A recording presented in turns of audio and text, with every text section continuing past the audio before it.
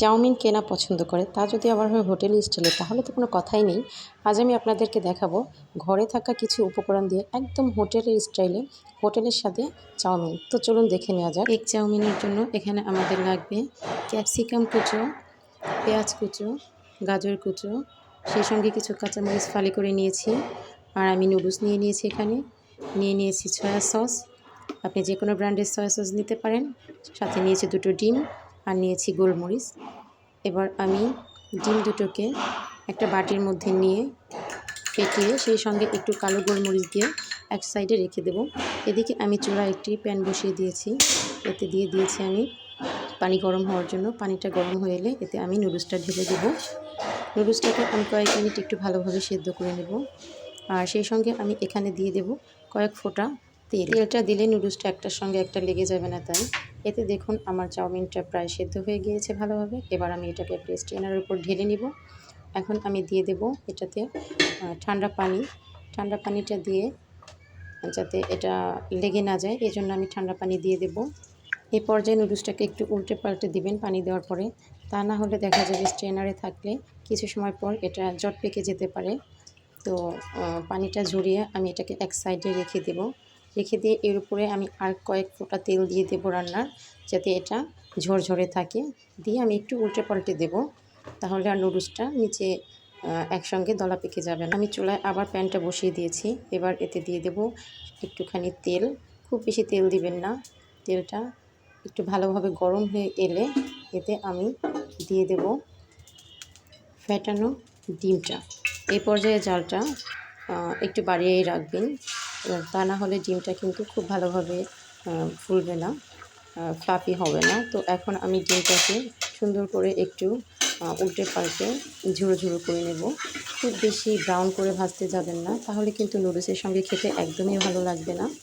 এই তো আমার ডিমটা প্রায় হয়ে এসেছে।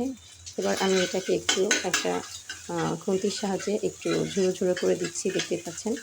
তারপর এটাকে আমি তুলে এক সাইডে রেখে দেব। ডিমটা ফেটানোর সময় আমি সামান্য পরিমাণে লবণ দিয়েছিলাম, যেটা আমি বলতে ভুলে গিয়েছিলাম।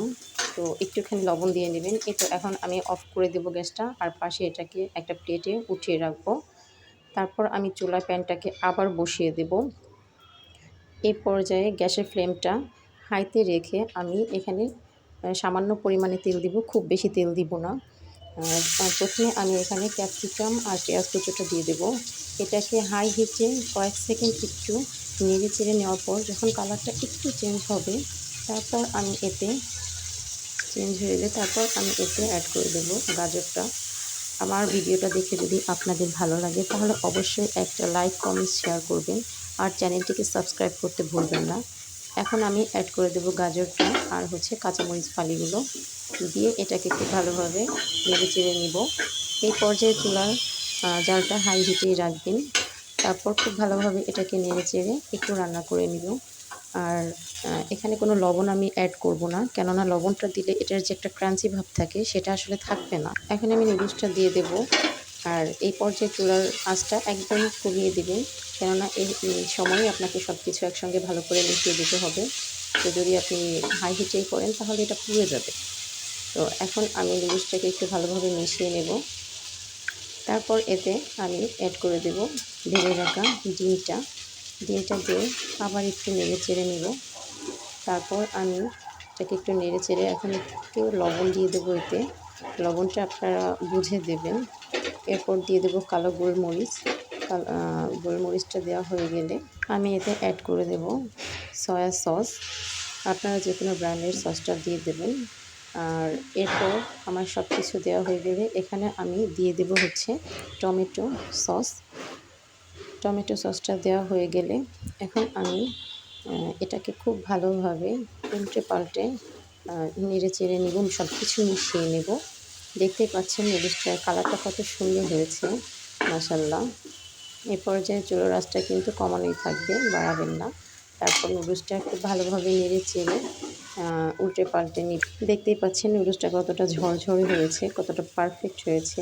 একটার গায়ে কিন্তু একটা লেগে নেই, একদম পুরো ঝরঝরে হয়ে গিয়েছে। মানে আর কালারটাও কত সুন্দর হয়েছে। আমি আপনাদের আরেকটু ভালোভাবে দেখিয়ে দিচ্ছি, দেখুন। একদম কিন্তু ঝরঝরে হয়ে গেছে নুডলসটা, কোনো একটার সঙ্গে একটা লেগে নেই। আর ক্যাপসিকামগুলোও কিন্তু কালারটা একদম চেঞ্জ হয়ে অন্য কালার হয়ে যায়নি। তো নুডলসটা আমি সার্ভ করে নিয়েছি, দেখতেই পাচ্ছেন কত সুন্দর হয়েছে মাশাআল্লাহ।